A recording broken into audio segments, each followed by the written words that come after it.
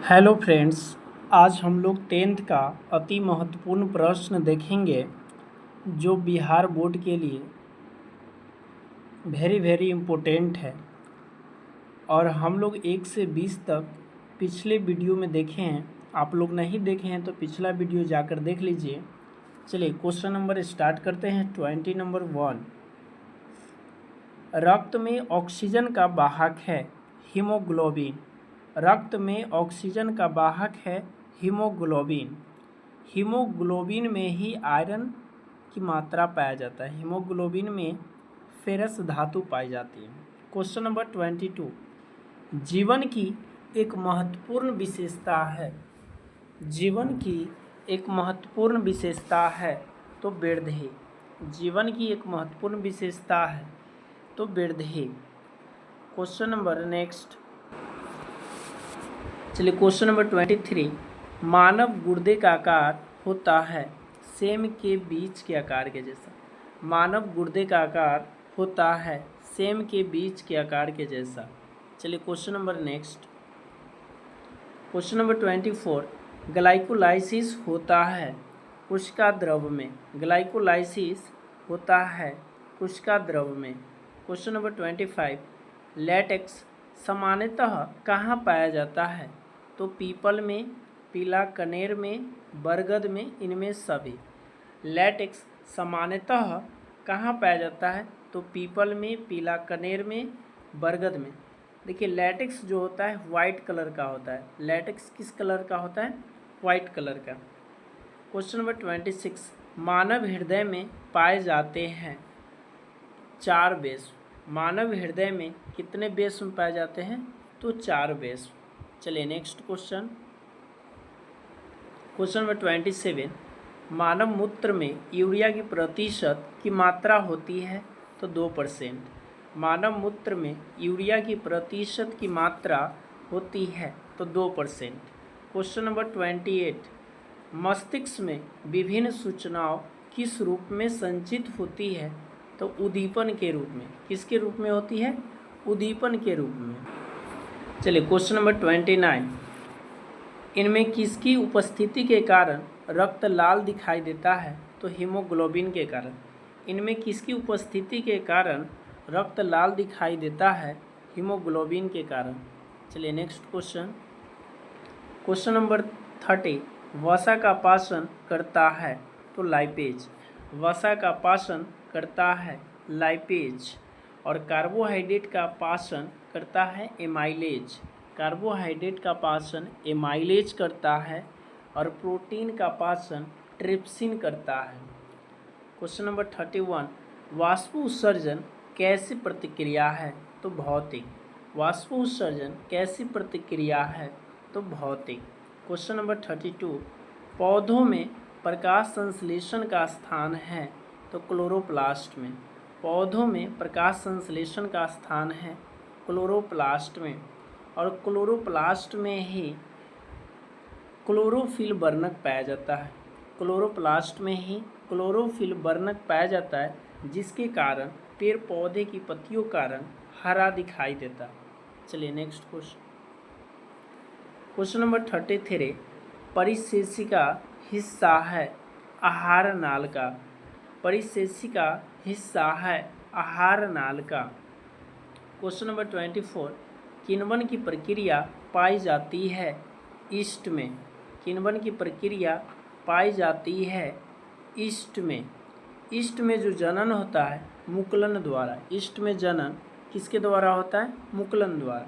Question number 35, भोजन का मुख्य रूप से अवशोषण होता है इलियम में। भोजन का मुख्य रूप से अवशोषण होता है इलियम में।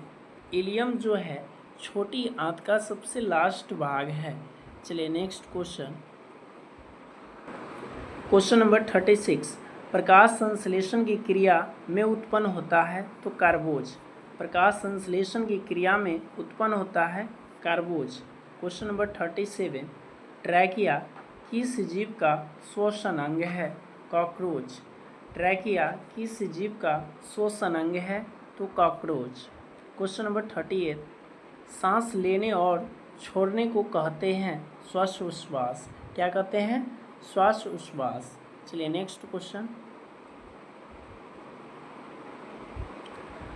Question number 39। पित्तरस कहाँ स्रावित होता है? तो यकृत से। पित्तरस कहाँ से स्रावित होता है? तो यकृत से। और स्टोर गॉल ब्लैडर में होता है। पित्तरस स्टोर कहाँ पे होंगे? तो गॉल ब्लैडर में। Question number 40। गॉड कोशिका कौन सी भित्ति मोटी होती है? तो भित्री। गॉड कोशिका की कौन सी भित्ति मोटी होती है? तो भित्री। Question number 41। एक स्वस्थ मनुष्य में प्रकुंचन एवं अनुशीतलन दाब होता है तो 120/80 mm/Hg। एक स्वस्थ मनुष्य में प्रकुंचन एवं अनुशीतलन दाब होता है 120/80 mm/Hg। Next question number 42। तंत्रिका तंतु की उत्पत्ति किस प्राथमिक ऊतक द्वारा होता है? तो एंडोडर्म। तंत्रिका तंतु की उत्पत्ति किस प्राथमिक ऊतक द्वारा होता है? तो एंडोडर्म। Question number 43। मनुष्य में वृक्क एक तंत्र का भाग है जो संबंधित है उत्सर्जन तंत्र से। किस तंत्र से? उत्सर्जन तंत्र से। उत्सर्जन तंत्र हमारे शरीर में एक ऐसे तंत्र है जो हमारे शरीर के अंदर जितने भी हानिकारक पदार्थ है उसको शरीर से बाहर निकालने में मदद करते हैं। Question number 44। पादप में जाइलम उत्तरदायी है जल संवहन के लिए। पादप में जाइलम उत्तरदायी है जल संवहन के लिए और खाद्य पदार्थों को पहुंचाने के लिए फ्लोएम की उपयोगिता होती है। Next question number 45। स्वपोषी पोषण के लिए आवश्यक है तो कार्बन डाइऑक्साइड, क्लोरोफिल और सूर्य प्रकाश। स्वपोषी पोषण के लिए आवश्यक है कार्बन डाइऑक्साइड, क्लोरोफिल और सूर्य प्रकाश। Question number 46।